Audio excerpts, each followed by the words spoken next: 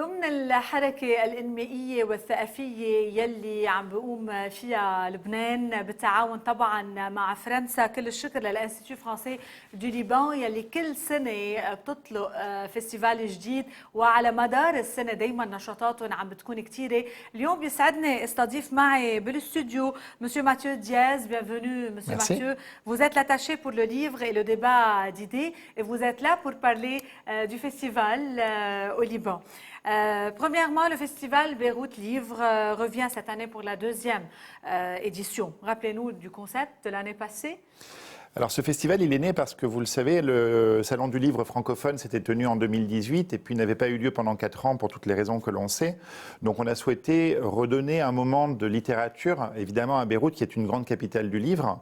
Et ce qui nous a paru intéressant, c'est de refondre et recréer un format et un concept totalement nouveau et à la fois adapté un petit peu à la situation du Liban, donc avec une programmation littéraire et culturelle à travers la ville, à travers le pays, entièrement gratuite, qui ne présuppose pas l'achat d'un livre, mais qui permettent aux gens, avec la situation économique aujourd'hui, de rencontrer des auteurs sur des scènes de théâtre, de musées, avec des activités culturelles tout au fil de la ville et du pays.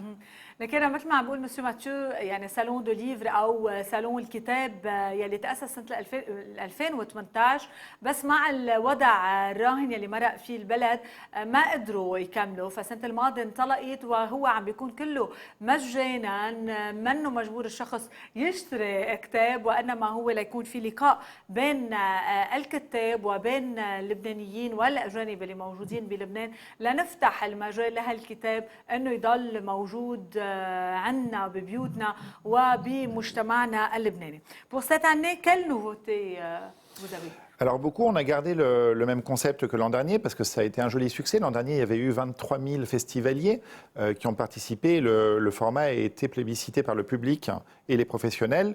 Donc on aura à nouveau une déambulation à travers le pays. Donc le lundi 2 octobre, première nouveauté, c'est qu'on fera l'ouverture du festival en soirée sur 4 villes du Liban en simultané. Donc on ne sera pas à Beyrouth, mais on sera à Byblos, à Baalbek, à Tyr et à Tripoli, avec 4 performances, 4 rencontres littéraires qui ouvriront la semaine du festival. Ensuite, tout au long de la semaine, dans le pays, il y aura différents rendez-vous, mais également dans Beyrouth. On sera notamment le mardi soir sur le quartier de Mono, le mercredi sur le quartier de Madhaf, le jeudi sur le quartier de Sursock, avec des spectacles, des lectures dessinées, des rencontres avec des auteurs, des ateliers jeunesse, donc toute une programmation filée. Et puis 2 grandes nouveautés aussi, c'est que le vendredi 6 octobre, on aura une grande journée professionnelle qui va vraiment avoir pour vocation de reconnecter les acteurs du livre francophone dans le monde avec ceux du Liban, parce que vraiment il y a l'envie de redémarrer une activité autour du livre et encore une fois de rendre à Beyrouth sa place de capitale du livre dans le monde arabe. Et enfin tout ça va se terminer avec un grand week-end de festival qui se déroulera sur le campus de l'ESA Business School, donc ça c'est nouveau, où on sera samedi 7 et dimanche 8, là aussi avec une programmation très riche et un grand concert le samedi soir. لكن من 2 أكتوبر الانطلاقة ل 8 شهر، خلينا نشوف لكن اللانسمان لهالفستيفال، لأنه التفاصيل رح تكون موجودة بداخل هيدا الفيديو اللي حيضم 4 بلدات، وأكيد رح تبقى بيروت هي عاصمة الكتاب بين كل البلدان العربية. خلينا نشوف الفيديو ومنتابع.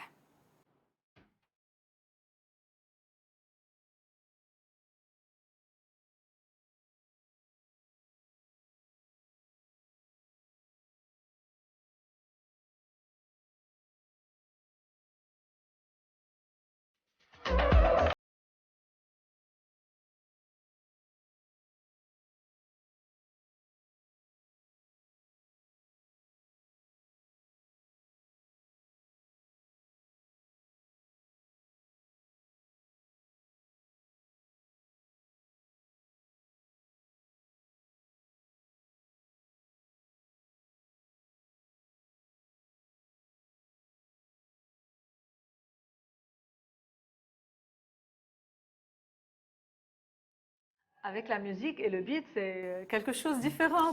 Oui, tout à fait. C'est la musique de Yuksek, qui est un DJ qui avait écrit cette chanson en soutien à Beyrouth après le 4 août et qui sera là le samedi 7 octobre au soir sur le campus de l'ESA pour un grand concert. C'est bon, c'est là le concert. Je veux parler un peu, quelle est l'importance de cette décentralisation culturelle?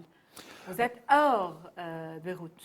C'est très important pour nous parce que le propre d'une manifestation culturelle et littéraire comme celle-ci, c'est d'offrir un petit peu des moments de communion. Parce que quand vous avez 100 personnes dans une salle qui écoutent un auteur, qui l'écoutent lire ses textes, il y a quelque chose qui se passe. Et tout ça, c'est un moment de rassemblement, d'unité. Donc pour nous, il était évident qu'il fallait aller pas seulement à Beyrouth, mais aussi dans tout le pays pour porter un petit peu ce message-là et proposer ces expériences.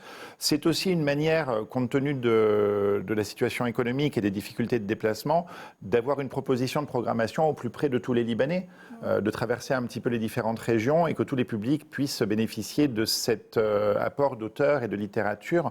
On aura notamment un volet scolaire très important, puisqu'il y a plus de 80 écoles qui vont accueillir un auteur dans tout le pays, dans leurs murs, pour rencontrer les élèves. Donc l'idée, c'était vraiment d'être au plus près de tout le monde pour remettre le livre dans les mains des Libanais. Ouais. لكن بلا ما نحن نكون عم نزور الكتاب رح يزورنا بكل الأقضية وأكثر من 80 مدرسة رح يكونوا عم يستقبلوا كاتب من هيدا الفستيفال ليتشارك معهم بكتابهم ليتقربوا أكثر حتى يعني التلاميذ وكل الناس من هيدا الكتاب ليرجعوا له مكانته وأهميته بالبلد بوطننا يعني يلي هو كمان بعده عم ينهض بالثقافة. Quelle est la place pour la jeunesse au sein de ce festival? Elle est très importante. On a souhaité vraiment que ce soit une des priorités qui a guidé un peu toutes nos actions. Évidemment, la jeunesse aujourd'hui, elle est essentielle et même existentielle pour le dessin du Liban de demain. Et il y aura donc une très grande place avec à la fois des auteurs jeunesse. On aura par exemple toute la rédaction et les équipes de Bayard qui font les Pommes d'Api, Astrapi, J'aime lire, Je bouquine, donc tous ces magazines jeunesse. Les équipes seront là, vont proposer des ateliers, des rencontres. On aura des auteurs de littérature jeunesse comme Timothée de Fombelle, comme Marc Boutavant, les auteurs d'Anatole Latuile. Donc tout ce que nos enfants aujourd'hui lisent, ils vont pouvoir rencontrer les auteurs de leurs séries préférées, faire des ateliers de dessin, des choses comme ça. Une grande après-midi donc avec Bayard à la médiathèque de l'Institut français. Le quart d'heure lecture nationale aussi qu'on avait lancé l'an dernier, qui avait été un très grand succès puisque 145 000 élèves dans tout le Liban s'étaient arrêtés en même temps pour prendre un livre. Ça, c'est des actions qui donnent vraiment une place au livre dans la jeunesse. Donc la jeunesse, en fait, elle va avoir des rendez-vous tout au long de la semaine. Et le week-end, évidemment, elle les a et elle sera partout. Et c'est vraiment au cœur de nos préoccupations. Ouais. لكن أهمية الشباب والتلامذة اللبنانية كمان بهيدا المشروع لأنه عم بيقربون من الكتاب الصغار بالسن يلي عم يكتبوا اليوم بطريقة يعني طريقة كتير تكون قريبة من الأولاد يلي عم يقروا اليوم الكتب يمكن على كإي بوكس أو على السوشيال ميديا فهيك بيقدروا يتعرفوا على كل هالثقافة بالكتابة إن كانت عم نحكي ليتراتور أدب عربي أدب قصصي حتى الرسومات مثل الباند ديسيني وغيرها فهيدا كله رح يكون قريب من اولادنا وقريب من كل الناس خاصه انه كمان مثل السنه الماضيه التلاميذ بالمدرسه توقفوا كان عندهم فقره صغيره خلال النهار الدراسي يحملوا كتاب ويقروا هيدا الكتاب. Dans le festival, c'est pas la lecture seulement, c'est une combinaison entre la musique, l'art, le visuel, c'est très important. Complètement. Mais pour nous, c'était justement une façon de moderniser un petit peu le format. Et donc, on fait effectivement rencontrer les auteurs de littérature avec d'autres disciplines artistiques. Ça peut être de la danse, ça peut être de la musique, sur des scènes, aussi à travers différents lieux, puisqu'on va être à la fois dans des musées, au musée sur Soc, on aura de très belles lectures dans le salon arabe. On a souvent des performances, ce sera le cas le mardi soir au Théâtre Mono avec Zeina Abirachet qui va par exemple faire des lectures de son nouveau livre Le Prophète, dont on fête les 100 ans de la parution, en bande dessinée. Donc elle lira des textes avec d'autres auteurs et autrices pendant que les images sont projetées. Le jeudi soir, devant le musée sur Soc, en extérieur, une grande scène, un écran. Charles Berberian, qui avait fait l'affiche de la première édition, dessine, le dessin est projeté. À côté de lui, on joue de la musique et des auteurs déclament des lectures. Donc c'est des façons d'offrir différentes portes d'entrée sur le livre qui ont aussi vocation à toucher un public large et peut-être pas déjà convaincu ou acquis à la lecture, parce que finalement on va venir parce qu'il y a de la musique et repartir en se disant j'ai envie de lire ce livre. Donc c'est une façon encore une fois d'attirer, de réunir un large public. Aussi être au musée sur Soc qui a réouvert il y a assez peu de temps, c'est pour nous un acte assez important, assez militant. C'est aussi montrer à tous ces auteurs qu'on fait venir de France, de Belgique, de Suisse, du Canada, d'Afrique, leur faire visiter tous ces lieux culturels qui sont vraiment le cœur du Beyrouth culturel. يعني مثل ما كنا عم بيحكي انه الخلطة إذا بدكم الفنية الثقافية. ما بقى الكتاب هو بس كتاب ورقي مثل ما رح يعيدوا ال100 سنة للنبي لكتاب النبي، وأنا بطريقة قرائية مع مشاهد ورسومات، وحتى بصرصق رجعت انفتحت لتحيي كمان موضوع الثقافة والقراءة. فهيدا كمان بشجع الناس أنها تكون عم بتشارك، ومن هون اسمه مهرجان. يعني c'est pour cela vous l'avez nommé un festival. Absolument, parce que c'est décentralisé, parce que c'est partout, tout le temps, une proposition multiple. Donc c'est un festival parce que c'est aussi une fête.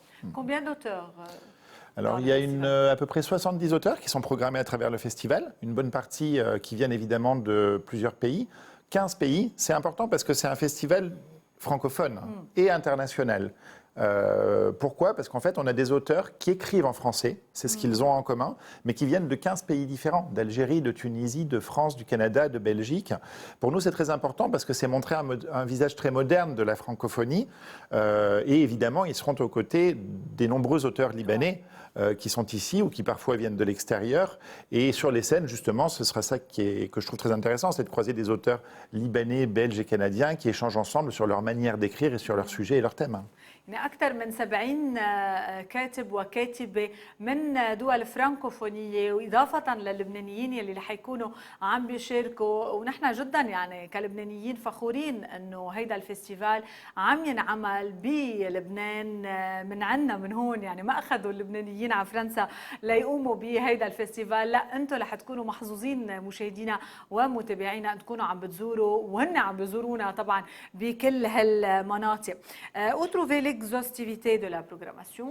Alors, elle est sur le site internet de l'Institut français du Liban, également sur ses réseaux sociaux, Instagram, et un programme papier existe évidemment qu'on trouve à l'Institut et dans tous les lieux qui accueillent la programmation. Sur le site, voilà. خلينا نشوف لكن الصورة أو الفيش يلي أو الافيش يلي هي معروضة، لا تكونوا كمان عم بتزوروا وتعرفوا أكثر كل التفاصيل. Voilà, c'est Beyrouth. Merci d'être venu chez nous, Monsieur Mathieu Diaz. Merci de m'avoir invité. Et bonne chance. Merci beaucoup. مشاهدينا فاصل بسيط ومنتابع.